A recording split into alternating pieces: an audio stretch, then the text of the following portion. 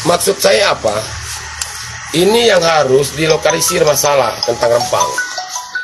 Orang-orang penggarap-penggarap liar ini jangan digabungkan masalahnya dengan penduduk, warga tempatan. Maka cara pandangannya berbeda. Jadi orang penggarap seperti saya ya tangani secara tegas. Tapi penduduk perlakukan dia dengan adil dan manusiawi. Mereka tidak punya sertifikat katanya. Mereka itu sudah ada. Kalaupun tidak punya sertifikat, kesalahan siapa? Itu rakyat yang di pinggiran, hinterland, yang sulit mengakses perizinan dan segala macam. Tapi dia sudah bisa dibuktikan beranak pinak dari kakek dan neneknya di sana. Dan bisa dibuktikan jauh sebenarnya sebelum Indonesia merdeka, mereka ini wilayah Rempang itu masuk dalam wilayah administrasi pemerintahan Kerajaan Riau Lingga. Buktinya ada. Di Sembulang itu, di Bulang Lintang, ada makam Temenggung Abdul Jamal. Ya, betul. Itu menunjukkan ada pemerintahan di sini sebelum ada Republik Indonesia. Welcome to your channel QNC, berdiri kokoh di tengah. Saya ingin menyampaikan oleh-oleh yang paling paten apa yang disampaikan oleh Ibu Menlu tadi, bahwa hari ini Bapak Presiden menyaksikan penandatanganan MOU antara pemerintah Indonesia dengan perusahaan yang namanya Xingyi. Xingyi ini perusahaan terbesar di dunia, pemain kaca. Mereka sebenarnya sudah melakukan investasi di tahap pertama di kawasan JP tahun lalu sebesar 700 juta US dollar. Ini pengembangan yang kedua. Ini terjadi akibat karena kepercayaan penuh dari pihak investor kepada pemerintah Indonesia di bawah pemerintahan Pak Jokowi. 700 juta setelah. Jadi saya memberikan keterangan sejak jam 10 tadi. Sekarang udah jam berapa? 11 Pak. Ya 1 jam saja, tidak lama. Jadi saya diundang untuk memberikan keterangan dalam rangka penyelidikan status lahan di Rempang. Saya pada kesempatan pertama menjawab, saya akan hadir, maka saya hadir. Hari ini saya terjadwal sidang paripurna di DPRD dalam rangka pembahasan nota keuangan RAPBD. Tetapi karena saya anggap undangan ini penting, maka saya hadir. Kenapa penting? Karena undangan ini adalah ditujukan kepada Saudara Taba Iskandar selaku penggarap lahan. Sebagaimana video saya pertama kan saya sudah bilang bahwa saya ada kebun kecil. Nah, saya ceritakan kronologi supaya ada pemisahan yang jelas masalah ini. Ya, ada pemisahan yang jelas masalah ini. Sedekat ini. Tak apa Pak, lanjut aja Pak. Bising ngomong. Sedekat aja. Ya, bisa Pak. Ini, saya lanjutkan. Supaya terang dan jelas masalahnya. Maka saya datang. Yang sejak awal saya sampaikan di video. Nah, contoh yang seperti saya ini artinya menggarap lahan di lahan negara, di tanah negara. Jadi apa yang dilakukan oleh Polda Kepri betul, dia kan data. Siapa saja orang yang menggarap itu. Saya kan bukan warga dan penduduk Galang, Rempang. Atau Rempang Galang. Berarti kan saya tidak mempunyai hak di lahan itu. Maka saya datang. Kalau negara membutuhkan, silakan diambil. Nah, yang seperti saya kan tak ada persoalan. Betul. Makanya di surat pernyataan ada, saya menyerahkan kembali kepada negara. Karena semula konsepnya, redaksionalnya, menyerahkan kepada BP Batam, menyerahkan kepada HPL BP Batam. Saya tidak tahu apa BP Batam sudah punya HPL di lahan itu. Maka saya keberatan tadi. Akhirnya saya tanda tangani pernyataan menyerahkan lahan itu kepada negara. Karena negara yang punya kewenangan, di situ ada HPK. Punya saya ternyata setelah dicek, kebun yang seluas 18.000 meter itu berada di hutan HPK. Oh, HPK hutan produksi, ya, bukan hutan lindung. HPK. Nah, lahan yang saya punya tadi, saya ceritakan kronologisnya. Saya tidak beli. Jadi ada mantan kepala desa almarhum dulu berutang kepada saya, terus dia bayar saya dengan kebun dengan lahan itu. Selama 20 tahun tidak saya apa-apakan karena saya tahu status tanah waktu saya dikasih surat itu kan semua surat kepala desa. Maka saya tidak terlalu yakin secara hukum. Saya biarkan saja dia tanpa diapa-apakan selama 20 tahun. Baru tahun 2021 saya dibantu teman bibit durian. Saya tanamlah, baru umur setahun duriannya. sekarang Pak? Iya. Oke. Baru tumbuh setengah meter. Minta bantulah saya teman-teman Sembulang untuk ngurusnya. Ada tukang kebun, dia tinggal di sana, dia nyiramin, dia mupuk. Nah, saya bayar token listriknya, saya bayar sembakonya, dia urus kebun. Ternyata muncul masalah ini, dan saya tidak keberatan. Nah, maksud saya apa? Ini yang harus dilokalisir masalah tentang Rempang. Orang-orang penggarap-penggarap liar ini jangan digabungkan masalahnya dengan penduduk, warga tempatan. Maka cara pandangannya berbeda. Jadi orang penggarap seperti saya ya tangani secara tegas. Tapi penduduk perlakukan dia dengan adil dan manusiawi. Dia tidak tinggal, menurut saya ngawur. Mereka tidak punya sertifikat katanya. Mereka itu sudah ada. Kalaupun tidak punya sertifikat, kesalahan siapa? Itu rakyat yang di pinggiran, hinterland, yang sulit mengakses perizinan dan segala macam. Tapi dia sudah bisa dibuktikan beranak pinak dari kakek dan neneknya di sana, dan bisa dibuktikan jauh sebenarnya sebelum Indonesia merdeka. Mereka ini wilayah Rempang itu masuk dalam wilayah administrasi pemerintahan Kerajaan Riau Lingga. Buktinya ada di Sembulang itu, di Bulang Lintang, ada makam Temenggung Abdul Jamal. Ya, betul. Itu menunjukkan ada pemerintahan di sini sebelum ada Republik Indonesia. Itu 1800-an, mungkin 1843 atau 53. Artinya ada pemerintahan. Kok tahu-tahu ujuk Indonesia merdeka, ya, kita memerdekakan diri dari penjajah, membuat aturan menyengsarakan warga negaranya. Itu yang saya bela sebenarnya. Saya tidak membela diri saya sendiri. Saya kecil ini, ada orang yang memiliki 30-100 hektar nih. Ya.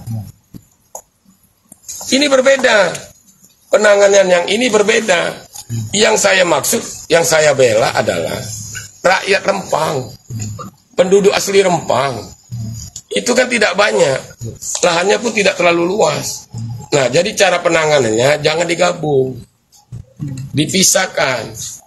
Yang ini penduduk, mereka tidak anti investasi, bisa didekati dengan cara dialog. Nah, yang ini udah betul di screenshot panggil, Pak Tabah punya lahan, punya. Untuk apa Pak? Tanam kebun, durian. Itu Pak punya Bapak masuk di HPK. Waduh, saya tidak tahu. Memang saya tidak tahu. Ya. Karena 20 tahun saya pun tidak peduli pada tanah itu. Tahu-tahu ada teman ngasih bibit, saya tanam. Ya sekarang mau diambil negara. Silakan. Tadi mau ditulis menyerahkan lahan ini dengan sukarela kepada BP Batam. Berdasarkan kepada HPL BP Batam. Saya keberatan. Kenapa? Kan saya tidak tahu ada HPL di BP Batam. Karena setahu saya belum ada HPL di sana. Kalau ada HPL BP Batam, maka berlaku ketentuan pertanahan soal lahan sebagaimana di Kota Batam. Apabila ada perumahan atau penduduk yang mendirikan bangunan di atas HPL BP Batam, digusur dia. Ya. Kan HPL BP Batam. Ya. Pindah ke sana di Kapling Siap Bangun. Maka tepatlah yang menawarkan tentang Kapling 200-500 tepat. Kan berdiri di HPL kami kamu. Tapi kalau ini rakyat Rempang, kami di rumah kami. Kok kamu mau pindahkan kami? Dengan alasan investasi 200. Apakah itu namanya keadilan? Terus dikatakan dia tak punya sertifikat. Apakah karena alasan hukum positif tidak punya sertifikat maka menjadi ilegal mereka? Tidak, mereka kan lebih dulu. Harusnya kan datang. Kemarin ada paket Prona dari Bapak Presiden. Turunnya ke sana lah. Kamu lah 100 tahun di sini tak ada sertifikat, kami buatkan ya. Kan begitu prinsipnya pelayanan. Jadi jangan dilemahkan, dia akan selalu lemah. Mengatakan tidak ada sertifikat, melanggar hukum. Hukum yang buat siapa? Kan kita yang buat nih. Pasti orang-orang yang tidak punya kemampuan karena tidak punya sertifikat, ada yang tidak punya KTP, tidak punya KK, itu kan bisa didudukan. Selama ini ada RT, ada RW, ada lurah, aparat yang ngurus mereka di sana. Kenapa sekarang tak diurus? Dianggap orang liar. Betul. KTP-nya ada. Ya. Kapan PBB tetap dipajakin. Tapi kapan ada urusan begini, kamu tidak punya surat ya? Iya. Tidak punya sertifikat, tidak boleh. Tapi kapan pajak cepat kan, tidak punya PBB. Itu pertanyaannya kembali dipertanyakan. Apa begini tujuan bernegara berbangsa ini? Tujuan merdeka 78 tahun ini. Belanda dulu gitulah. Company Belanda, VOC itu. Malah tak punya modal apa-apa dia dulu. Datang ke sini dia, Potperdom, Inlander kata dia. Digebukin dia, kita tak bayar. Nah, total ada berapa pertanyaan izin Pak? Ya tidak banyak. Kalau pertanyaan saya dikasih, ya data. Kemudian Sejak kapan menguasai lahan? Saya bilang sejak tahun 2000-an. Bagaimana cara dapatnya? Cara dapatnya pembayar hutang. Ada dulu mantan kades berhutang sama saya, tak punya duit, dikasih dia tanahnya. Kata dia itu kebun dia. Saya pernah lihat suratnya, itu yang saya cari sekarang. Suratnya tanda tangan kades. Saya tidak ketemu lagi. Udah lama kan? Udah lama sekali ya. Tidak pernah saya urus. Saya bukan seterima surat langsung berkebun, enggak. Baru tanamin 2021 kemarin, dibantu teman. Suratnya ada Bapak pegang nggak? Ada Bapak pegang nggak surat? Belum sekarang. Sampai sekarang belum ada? Enggak lah. Oh. Dan saya pun tak peduli kan, saya tidak menganggap aset saya. Iya. Nah, sekarang mau diambil, saya balikkan ke negara. Saya cuma mau koreksi waktu mau dikembalikan secara sukarela kepada BP Batam. Enggak, saya tidak mau kembalikan pada BP Batam. Saya mau kembalikan kepada negara. BP Batam belum tentu. BP Batam itu lembaga. Belum tentu dia mengatakan tadi tulisannya ke HPL BP Batam. Memang sudah ada HPL. Kalau ada HPL itu selesai nih. Ya. Berarti orang mendirikan bangunan, bercocok tanam menggarap di atas HPL BP Batam, pelanggaran hukum. Ini tidak punya HPL. Itu masalahnya. Oke, siap. Pak, berarti terima surat panggilannya baru semalam, Pak? Semalam. Kan pakai surat resminya ini baru saya ambil. Saya bilang WA saja sama petugas, nggak usah report-report. Saya pasti datang. Hari ini saya mestinya paripurna di DPRD. Betul. Tapi saya dahulukan ini. Kenapa? Supaya tidak muncul anggapan Tabah takut. Kemudian menghambat. Enggak. Karena ini adalah pintu masuk menyelesaikan masalah. Teruskan di screenshot, tapi transparan. Berapa orang yang sudah dipanggil karena berkaitan ini? Tabah kecil. Ada orang yang punya 30, 40, 100 hektar. Satu. Berikutnya mungkin sudah dicabut sekarang. Ada. Saya dengar ada lebih kurang 6 perusahaan pernah mendapatkan izin prinsip dari BP Batam. Pertanyaannya, BP Batam mengeluarkan izin prinsip, tahu-tahu katanya sudah kerja sama MEK. Siapa yang tidak konsisten? Siap. Tapi data itu ada, Pak? Nah inilah data, kan namanya saya bukan orang BP, tidak tahu saya. Oke, siap. Saya mendengar, itu yang perlu dikejar sama aparat yang punya kewenangan. Siap, nah, Pak. Tabah kenapa datang? Supaya tidak tumpang tindih masalah. Supaya tidak memberatkan perjuangan masyarakat.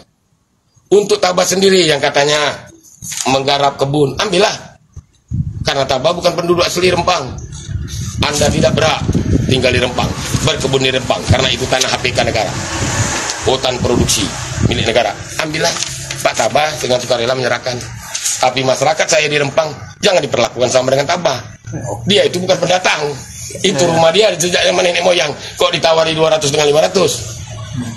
Nah, untuk yang mereka kan tidak sulit, mereka tidak anti investasi. Banyak yang bakal menjembatani, ada LAM, ada tokoh-tokoh masyarakat, duduklah di sana. Nah, sementara yang begini-begini, yang seperti Tabah misalnya, yang garap, itu boleh, tegakkan hukum dan aturan. Maka saya bingung. Mabes TNI akan menurunkan pasukan, mau berhadapan dengan siapa dia? Orang Rempang itu tidak sampai ratusan ribu. Jangan-jangan ada yang menunggangi. Nah, yang itu silakan berantas. Yang anti investasi tadi. Masyarakat Lempang tidak anti investasi. Investasi bila perlu mensejahterakan mereka, itu yang mereka dukung. Jadi ada yang miss di sini. Makanya seperti ini kasusnya. Pisahkan antara penggarap yang tidak punya hak dengan penduduk. Ini kan disamakan. Termasuk statement Menteri ATR. Itu kita sudah mereka tidak punya sertifikat. Lantas kalau tidak punya sertifikat tak boleh tinggal di Republik ini. Saya ada lahir di sana kata dia. Nenek saya meninggal di sini. Saya bertempur sama Belanda dulu. Belum ada kementerian pun sudah bertempur sini. Melawan Portugis bersama bergabung antara Laut Bugis dengan Melayu. Menenggelamkan kapal Portugis di Selat Malaka sana. Ada tak Menteri ATR sana? Tidak ada. Mana ada menteri, mana ada ATR, mana ada HPL. Tidak kenal dia. Bertempur dulu, mempertahankan tanah air ini. Tahu-tahu berdiri Republik. Tahu-tahu berdiri Pemko Batam, BP Batam. Kok sudah itu ditanya, punya sertifikat? Baliklah ke sana. Akhirnya di sini. Itu yang saya perjuangkan. Kalau yang begini-begini, tahu-tahu numpang kebun macam Tabah Iskandar ini. Ya, tidak berhak ya. Setelah saya diberitahu, saya dulu tidak tahu. Pak, Bapak berdiri di HPK. Ya sudahlah, ambillah. Apalagi belum sempat saya ngapa-ngapain. Cuma tolong di situ kan ada mesin air, balikan. Jangan dihancurkan. Kasihan orang LPM sana. Kan yang ngurus kan lembaga pemberdayaan masyarakat desa sana. Saya bantu mereka, pemuda. Kasihkan sama mereka. Bukan untuk Tabah. Tabah bukan pengusaha. Bukan untuk bisnis. Durian itu cuma mau cicip-cicip aja. Nah, belum tercicip saya rupanya. Tapi udah tumbuh, Pak ya? Udah tumbuh kan? Segini dia. Harus kaki gini setahun. Izin Pak, luas lahan kebun itu ada berapa hektar, Pak? Yang punya Bapak? Yang Semula yang berhutang ke saya ini membayar 2 hektar. Ternyata kan 20 tahun tidak diurus. Saya kan tidak berani. Baru tahun kemarin diukur tidak sampai lagi. Tinggal 18.000. Ditanamlah kebun, tanamlah durian musangking, ada nangka, ada mangga, ada kelapa. Dibuat kolam untuk nyiramnya. Itulah dia. Belum ada hasilnya. Oke. Saya bukan berkebun, bukan pula bisnis. Durian ya untuk ya menyenangkan kapan jalan-jalan sama keluarga, sama teman-teman. Ayo makan durian, ngambil. Rupanya tidak kesampaian kata saya. Karena lambat nanam. Harusnya saya nanam sejak tahun 2000. Ya kan? Setelah kasus ini muncul saya sudah panen. Ini belum sempat saya panen.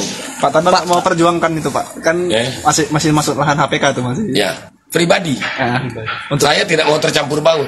Nanti pasti lawan-lawan politik, ada kelompok-kelompok yang terganggu kepentingannya. Itu Tabah tuh. Dia memperjuangkan diri dia. Dia ada kebun tuh, makanya kencang-kencang ngotot. Saya tidak mau. Tabah tak ada urusan dengan itu. Yang saya bela rakyat aja. Ambillah itu tanah tuh. Saya cuma keberatan tadi terhadap redaksionalnya yang mengatakan secara sukarela mengembalikan kepada BP Batam. Memang punya BP Batam, saya bilang itu. Ya Pak. Entah ya apa tidak, saya tidak tahu kan, tidak berani saya mengatakan sesuatu yang saya tidak ketahui.